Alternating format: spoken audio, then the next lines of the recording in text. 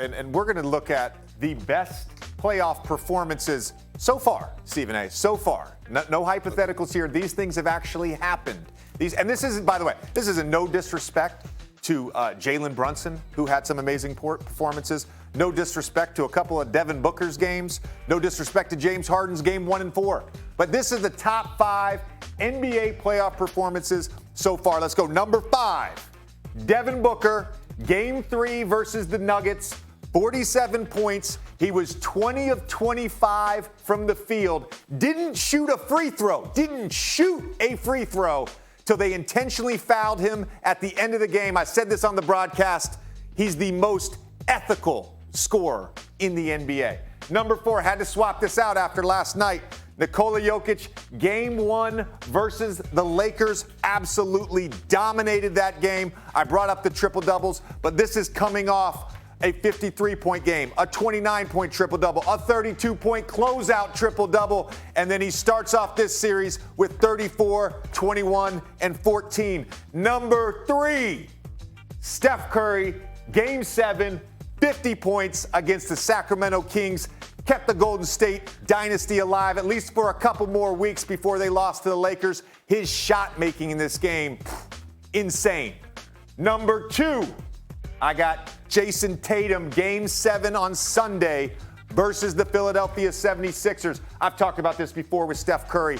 His ability to break your spirit and break your will with his shot making, that's absolutely what Jason Tatum did in that second half of game 7.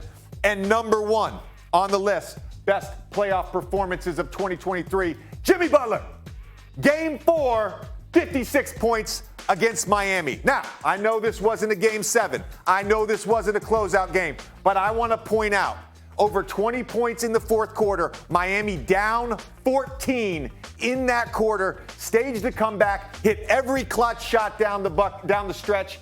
And here's the reality. If Miami Heat ends up losing that game, are they in the conference finals? That series may turn out differently. That set the stage for where Miami is tonight going into game 1 of the conference finals. I love. You want me to stand up? And do it? Yeah. Okay. Go over there. All right. Here is the. Listen, I love the list, but here are the things before Stevie talks. I would switch Tatum and Curry. Okay. Curry against Sacramento. Tatum. I would put him. They're splitting hairs. Okay. But I would do that. I agree. I don't have any problem with that. I got no problem with that. I can't put Booker in because they lost the series. Listen, Jokic won, Steph won, Tatum won, Butler won. You just said that won the series, and you're right. So I would put Anthony Davis game 1 against Golden State down there. Okay. Because I thought that set the tone of the whole series. Other than that, that was the 30 and 23 game. And it set the whole tone. Other than that, excellent. You're learning. The Mad Dog thing, you're learning. But that's the only change I make, and I might move Tatum and Curry.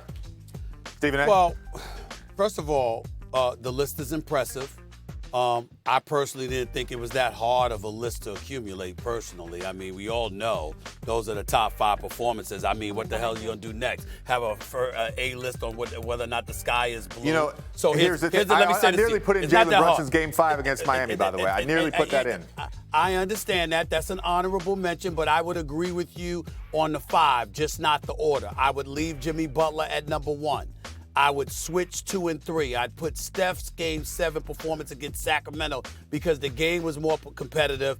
Tatum and the Celtics blew the Sixers out of the gym. They quit. The Sixers quit on national television in a game 7 and got their coach fired. Okay, so I'd put Steph 2. I'd put Tatum 3.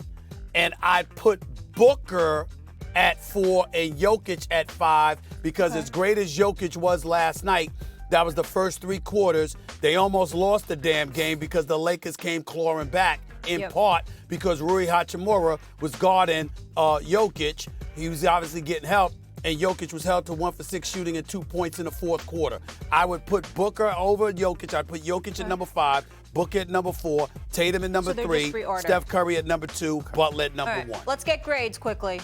The historian first and then the statistician next. As far as his Yeah, thing? yeah. What He's done grade? a good job. He's learned. I watched in Salzburg his little thing that he did with the Mets and the hot dogs and all. But he's done a nice job. You watched nice First job. Take in Salzburg? Well, they sent me the clips. Listen to Redick, Chris. okay. He's stealing your spot. So I made sure I watched it. So I would. I don't like Booker here. A grade. I asked for a grade. B+. Thank you. B+, okay. Thank you. B+. That's All right. good. That was about my GPA in college. Slightly above average. Stephen A? Two. I would give it an A- because he got the 5. I mean, I had to reorganize the list a touch, but it's still an A-. Thank God we have He got the top 5 performances. He got them right, Okay. and he got number 1 right. So All right. I got to give him an A-. Now I'm going to start listening to these quote-unquote experts. This is the greatest prospect in the history of prospects. What? Have they heard of Lou Alcindor? Lost 2 games at UCLA, MVP of 3 straight NCAAs in the tournament, and #1 pick out of the Bucks. And they had to flip the coin with Phoenix. Milwaukee won it, and Kareem won 5. This guy's better than Kareem. That guy was an incredible prospect. This guy's played against high school kids in France. Nobody cares. This idea that somehow he's the best. How about LeBron James? How about Elijah Watt? I mean, the best prospect in the history of basketball. What guy analyzes that way? I can't judge the talent he's playing against in France. He's not playing at UCLA. And Kareem and Alcindor, that drove me crazy. Take it easy. Nice player, 7'5". Let's wait and see. Number 2. Stephen A, do we need to curb our enthusiasm? Is he right? He has a good point because, listen, he's a prospect. He's very talented, but he's been playing in France. There's no doubt about that. The level of competition is questionable in some people's eyes. That's legitimate when you're saying he's a better prospect than LeBron James, Lou Alcindor, Olajuwon coming out of Houston, 5 slammer jammer. Those are legitimate points. I think that Doggy's going a little overboard with it because the brother does have skills at 7'5", no doubt about that. But the greatest prospect, the word prospect is apropos here, but I don't blame Doggy for feeling the way that he does. We got take it easy. We do need to take it just a touch easy. I was in high school when LeBron James was in high school. I don't remember the hype around LeBron. Like, LeBron had hype. I don't remember this level of hyperbole when we talk about a prospect. Feels like we're setting the guy up to fail. I'm just going to say that. Secondly, Kareem Abdul-Jabbar, top 3 player ever, but he's the Derek Zoolander of basketball. You know, he had one look. And that's it.